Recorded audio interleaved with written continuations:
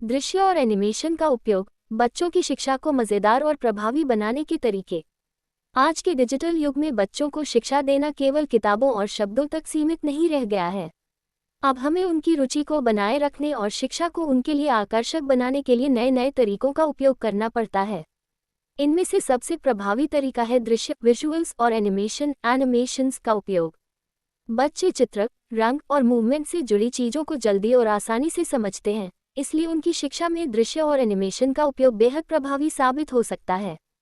इस लेख में हम दृश्य और एनिमेशन के उपयोग से शिक्षा को किस प्रकार अधिक दिलचस्प और प्रभावी बनाया जा सकता है, इस पर विस्तार से चर्चा करेंगे। इसके अलावा हम इसके कई उदाहरण भी प्रस्तुत करेंगे, जैसे कि कैसे गणित, विज्ञान, भाषा और अन्य विषयों को बच्चों के लिए सरल और मज़ेदार बनाया जा सकता है। 1. दृश्य और एनिमेशन के महत्व को समझना। बच्चों की मानसिकता और उनकी सीखने की क्षमता को समझने के लिए सबसे पहले यह जरूरी है कि हम जानें कि वे किस प्रकार से जानकारी को ग्रहण करते हैं। बच्चे आमतौर पर एक ही तरह की शिक्षा या सामग्री से ऊब जाते हैं, इसलिए जब उन्हें शिक्षा के साथ साथ दृश्य और रंगीन एनिमेशन दिखाए जाते हैं, तो वे उस जानकारी को तेजी से ग्रहण करते हैं। जब बच्चे किसी अवधारणा को पढ़ते हैं, तो वे उसे सीधे समझ नहीं पाते हैं, लेकिन अगर उसी अवधारणा को चित्रों और एनिमेशन के माध्यम से समझाया जाए, तो वह उनके मस्तिष्क में ज़्यादा देर तक बनी रहती है। उदाहरण के लिए, अगर हम बच्चों को गणित पढ़ाते समय केवल परिभाषाएं और सूत्र सिखाएं, तो हो सकता है कि वे उसे जल्द ही भूल जाएं। लेकिन अगर उन्हीं सूत्रों को रंगीन आकृतियों और एनिमेशन के माध्यम से समझाया जाए, तो बच्चे उस अवधारणा को लंबे समय तक याद रखेंगे। 2. दृश्य और एनिमेशन के उपयोग के विभिन्न क्षेत्र।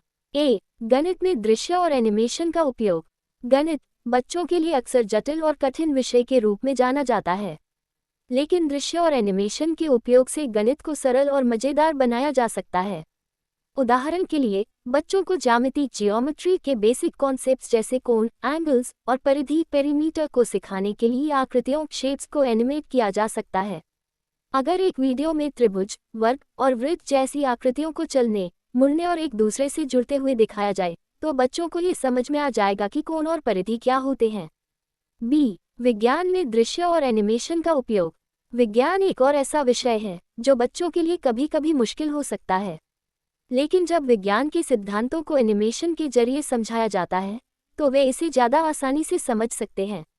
उदाहरण के लिए, अगर हम बच्चों को सौर मंडल सोलर सिस्टम के बारे में पढ़ा रहे हैं, तो उन्हें ग्रहों की तस्वीरों और उनके घूमने के तरीकों को एनिमेशन के माध्यम से दिखाया जा सकता है। यह न केवल उनकी कल्पना शक्ति को उत्तेजित करेगा, बल्कि उन्हें वास्तविक रूप से यह समझने में मदद करेगा कि पृथ्वी, सूर्य और अन्य ग्रह कैसे काम करते हैं। भाषा और व्याकरण में दृश्य और एनिमेशन का उपयोग। भाषा और व्याकरण भी ऐसे विषय हैं जिन्हें बच्चों को पढ़ाते समय अक्सर उन्हें नीरस लगता है, लेकिन जब हम व्याकरण के नियमों और शब्दों के अर्थ को चित्रों और एनिमेशन के माध्यम से दिखाते हैं, तो बच्चे इसे जल्द ही समझ जाते हैं।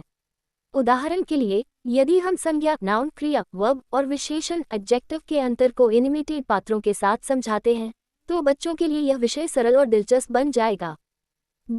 इतिहास और भूगोल में दृश्य और एनिमेशन का उपयोग।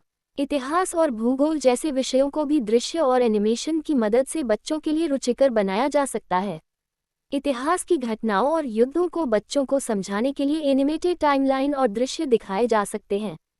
इसी तरह भूगोल में बच्चों को विभिन्न देशों, नदियों और पर्वतों को दिखाने के लिए इंटरैक्टिव मैप्स और एनिमेटेड वीडियो का उपयोग किया जा सकता है। 3. दृश्य और एनिमेशन से बच्चों के सीखने के तरीके पर प्रभाव। विभिन्न अध्ययनों ने ये साबित किया है कि जब बच्चे किसी चीज़ को देखते हैं, तो वह जानकारी उनके दिमाग में लंबे समय तक बनी रहती है। दृश्य और एनिमेशन न केवल बच्चों की याददाश्त को मजबूत करते हैं, बल्कि उनकी सीखने की गति को भी तेज करते हैं। बच्चे शब्दों से अधिक चित्रों के साथ जुड़ाव महसूस करते हैं, और इसलिए दृश्य सामग्री उन्हें ज़्यादा तेजी से सीखने में मदद करती है। इसके अलावा एनिमेशन बच्चों दृश्य सोच और मस्तिष्क का विकास। बच्चों का मस्तिष्क दृश्य जानकारी को जल्दी से ग्रहण करता है। जब वे चित्र या एनिमेशन देखते हैं, तो उनके मस्तिष्क में संज्ञानात्मक प्रक्रियाएं, कॉग्निटिव प्रोसेसेस सक्रिय हो जाती हैं, जिससे वे नई अवधारणाओं को बेहतर ढंग से समझ पाते हैं। उदाहरण के लिए, अगर बच्चों को पौधों के जीवन चक्र के बारे में सिखाया जा रहा है और वे पौधे के विभिन्न चरणों को एनिमेशन के माध्यम से देख रहे हैं, तो वे इस प्रक्रिया को बहुत तेजी से समझ सकेंगे। जिज्ञासा और समस्या समाधान। दृश्य और एनिमेशन के माध्यम से पढ़ाई करने से बच्चों की जिज्ञासा भी बढ़ती है। जब वे किसी विषय को रंगीन और चलती फिरती आकृतियों के साथ देखते हैं, तो उनके मन में उस विषय के प्रति रुचि उत्पन्न होती है। वे उस विषय के बारे में और अधिक जानने की कोशिश करते हैं और इससे उनकी जिज्ञासा और सीखने की क्षमता बढ़ती है। 4. वास्तविक जीवन में दृश्य और एनिमेशन का उपयोग। वर्तमान में तकनीकी उन्नति के कारण दृश्य और एनिमेशन का उपयोग केवल कक्षाओं तक सीमित नहीं है। ऑनलाइन प्लेटफॉर्म, शैक्षिकी ऐप्स और यूट्यूब जैसे वीडियो चैनल बच्चों को दृश्य और एनिमेशन के माध्यम से शिक्षा प्रदान कर रहे हैं।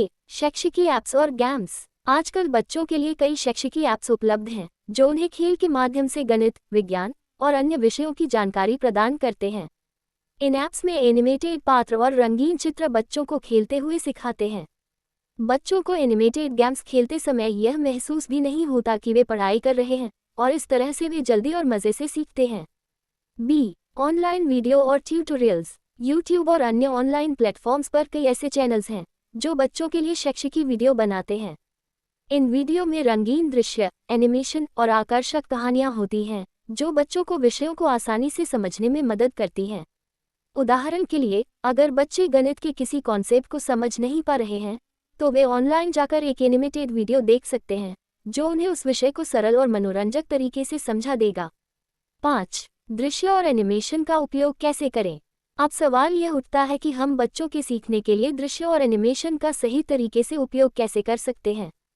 इसके लिए हमें कुछ बातों का ध्यान रखना होगा। विषय के अनुसार दृश्य चुनना। सबसे पहले यह जरूरी है कि हम उस विषय के अनुसार दृश्य और एनिमेशन का चयन करें जिसे हम बच्चों को सिखाना चाहते हैं। उदाहरण के लिए, अगर हम बच्चों को गणित सिखा रहे हैं, तो हमें आकृतियों और संख्याओं को दिखाने वाले एनिमेशन का उपयोग करना चाहिए। वहीं अगर हम उन्हें इतिहास पढ़ा रहे हैं, तो हमें उस समय की घटनाओं को दिखाने वाले दृश्य और एनिमेटेड टाइमलाइन का उपयोग करना चाहिए। इंटरैक्टिव वीडियो और गतिविधियाँ। दृश्य और एनिमेशन का उपयोग केवल देखने तक सीमित नहीं होना चाहिए, बल्कि हमें इसे इंटरैक्टिव बनाना चाहिए। बच्चों को वीडियो के दौरान सवाल पूछने, गतिविधियों में भाग लेने और अपने अनुभवों को साझा करने का अवसर दिया जाना चाहिए। शॉर्ट और टू द पॉइंट एनिमेशन। बच्चों का ध्यान अवधि अटेंशन स्पैन छोटा होता है, इसलिए यह जरूरी है कि हम छोटे और स्पष्ट एनिमेशन का उपयोग करें। लंबे और जटिल एनिमेशन बच्चों को बोर कर सकते हैं, इसलिए हमें ये ध्यान रखना चाहिए कि एनिमेशन सरल, संक्षिप्त और मज़ेदार हो। 6. निष्कर्ष। दृश्य और एनिमेशन का उपयोग बच्चों की शिक्षा में एक महत्वपूर्ण उपकरण के रूप में उभर कर सामने आया है। यह न केवल बच्चों के सीखने के तरीके को बदल रहा है, बल्कि उनकी सीखने की क्षमता को भी बढ़ा रहा है। जब बच्चे किसी विषय को रंगीन और चलती फिरती आकृतियों के साथ देखते हैं, तो वे उसे तेजी से समझते हैं और लंबे समय तक याद रखते हैं। दोस्तों, अगर आपको ये कहानी पसंद आए हो, तो कृपया मेरे चैनल को सब्सक्राइब करें, इसे लाइक और शेयर करें और मुझे कमेंट करके बताएं। धन्यवाद।